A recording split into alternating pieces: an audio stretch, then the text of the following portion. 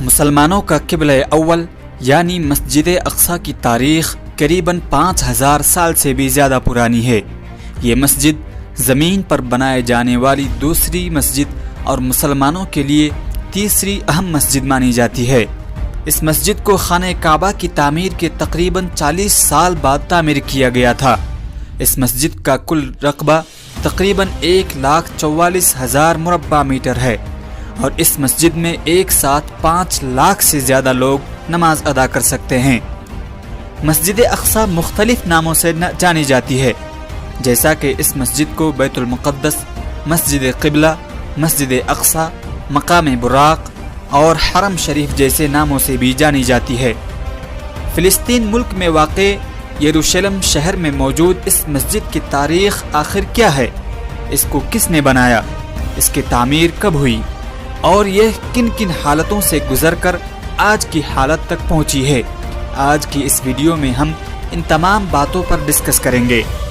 آپ کو اگر یہ ویڈیو پسند آئے تو ویڈیو کو لائک کریں، اپنے دوستوں کے ساتھ ویڈیو کو شیئر کریں اور اس طرح کی مزید معلومات حاصل کرنے کے لیے ہمارے چینل کو ضرور سبسکرائب کریں۔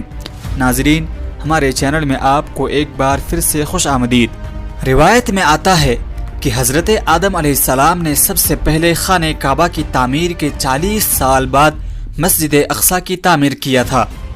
حضرت آدم علیہ السلام کے بعد یہ مسجد حضرت نوح علیہ السلام کے زمانے تک ایک لمبے عرصے تک شاد و آباد رہی۔ پھر طوفان نوح میں یہ مسجد باقی تمام دنیا کی طرح منہدم ہو گئی۔ اس کے بعد حضرت عیسیٰ علیہ السلام کی آمد سے 3000 سال پہلے اس مقدس شہر کو کنعان کے لوگوں یعنی پیوسیوں نے آ کر آباد کیا تھا اور اس سرزمین کا نام فلسطین بھی انہی لوگوں نے رکھا تھا۔ یہ لوگ یہاں کئی ہزار سال تک قیام پذیر رہے اور حضرت ابراہیم علیہ السلام کے آنے سے پہلے انہی پیوسیوں نے مسجد اقصی کی تعمیر نو کا کام بھی کیا تھا۔ حضرت ابراہیم علیہ السلام نے اپنے بیٹے حضرت اسماعیل علیہ السلام سے مل کر خانہ کعبہ اور حضرت اسحاق علیہ السلام سے مل کر مسجد اقصی کی تعمیر کا کام کیا تھا۔ انہی حضرت اسماعیل علیہ السلام کی اولاد آگے چل کر مسلمان اور حضرت اسحاق علیہ السلام کی اولاد آگے چل کر یہودی کہلائی۔ سو مسجد اقصی اس کے بعد حضرت اسحاق علیہ السلام کے کنٹرول میں گئی، جنہوں نے اس مسجد کا خوب خیال رکھا۔ حضرت اسحاق علیہ السلام سے بعد میں ایک بیٹا پیدا ہوا جو کہ یعقوب کے نام سے جانے جاتے ہیں، جو اللہ کے ایک نبی ہیں۔ حضرت یعقوب علیہ السلام کے 12 یا 13 بیٹے تھے، جن میں سے ایک کا نام یوسف علیہ السلام تھا۔ انہی یوسف علیہ السلام کو اللہ تبارک و تعالی نے نہ صرف نبوت عطا کی بلکہ کافی شان و شوکت، عزت و بلندی اور بادشاہی سے نواز کر مصر کے قید خانوں سے اسی ملک کا بادشاہ بھی بنا دیا۔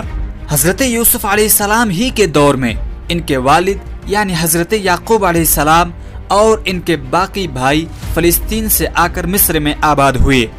حضرت یوسف علیہ السلام کے بعد اللہ تبارک و تعالی نے اپنے ایک اور پیغمبر یعنی حضرت موسیٰ علیہ السلام کو نبی بنا کر مصر میں بھیجا تاکہ آپ یعقوب علیہ السلام کی اولاد کو فرعون سے بچائیں اور بنی اسرائیل کو ہدایت کا راستہ دکھا سکیں۔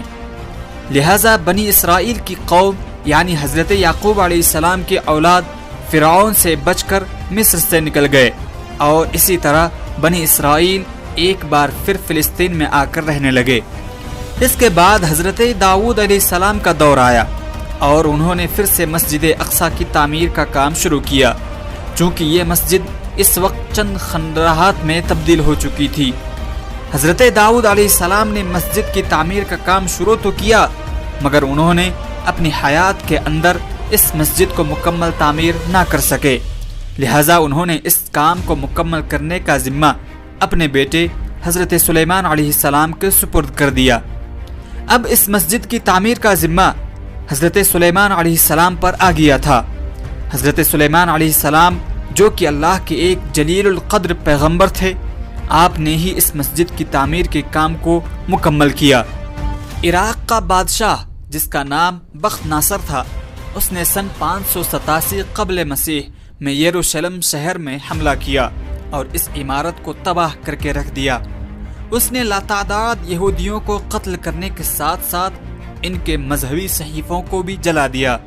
لیکن کچھ ہی عرصے کے بعد بخت ناصر کی حکومت کو بھی زوال آ گیا اور ایران کے بادشاہ کورس نے یروشلم کو فتح کر دیا اور تمام یہودیوں کو یہاں پر واپس آنے کی اجازت دے دیا۔ اسی طرح وقت گزرتا گیا اور حضرت عیسیٰ علیہ السلام کا وقت آ گیا۔ چونکہ حضرت مریم علیہ السلام بھی اسی شہر میں رہا کرتی تھی اور حضرت عیسیٰ علیہ السلام بھی اسی مقدس شہر میں پیدا ہوئے، اور ان کو یہیں کے یہودیوں نے اپنی سازش کا نشانہ بنا کر سولی پر لٹکا دیا۔ حضرت عیسیٰ علیہ السلام کے آسمان پر اٹھائے جانے کے 70 سال بعد روم کے لوگوں نے مسجد اقصی پر حملہ کر دیا اور اس قدر تباہی مچائی کہ مسجد اقصی کی صرف 4 دیوار ہی باقی کھڑی رہ گئی۔ یہودی بھی اس کے بعد کئی 100 سال تک نہایت سخت دن گزارتے پوری دنیا میں ذلیل و خوار ہوتے رہے۔ یہ مسجد آخری نبی کے آنے تک اسی طرح رہی، جب تک کہ واقعہ معراج پیش آ گیا۔ مسلمان پہلے اس مسجد کی طرف رخ کر کے نماز ادا کیا کرتے تھے، لیکن بعد میں اللہ کے نبی حضرت محمد صلی اللہ علیہ وسلم کی خواہش کے مطابق خانہ کعبہ کو قبلہ بنا دیا گیا، لیکن اس کے باوجود مسلمانوں کے دل میں اس مسجد کی عزت ذرہ برابر بھی کم نہیں ہوئی۔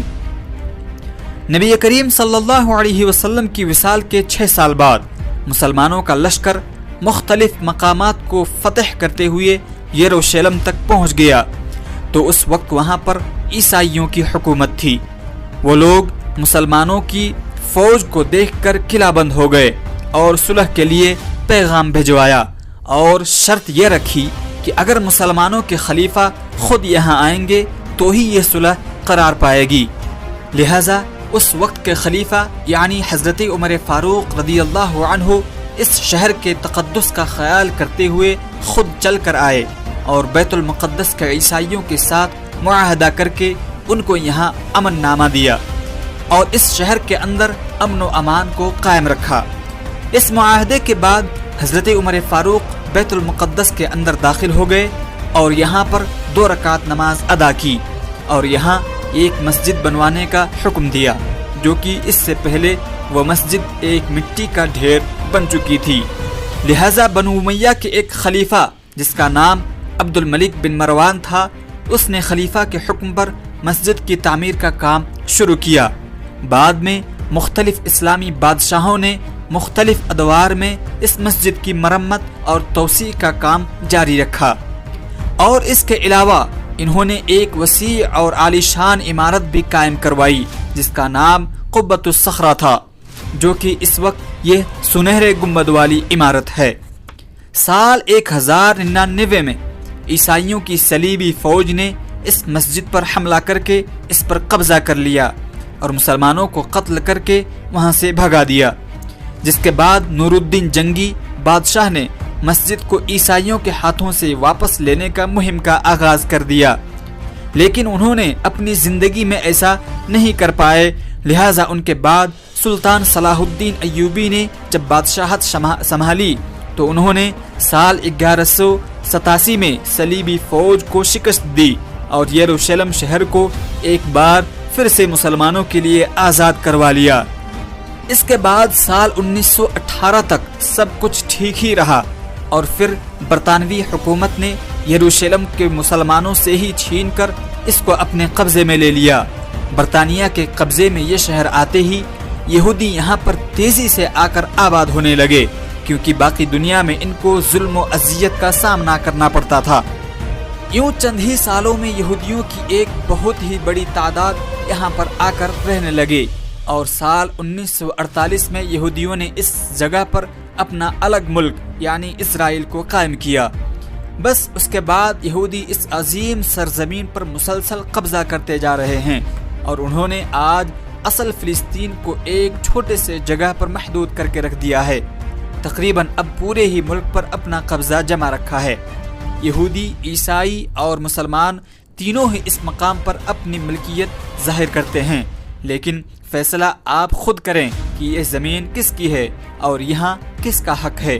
اپنی رائے کمنٹ باکس میں ضرور رکھیں اور اگر ویڈیو پسند آئے تو آگے ضرور شیئر کریں۔ خدا حافظ۔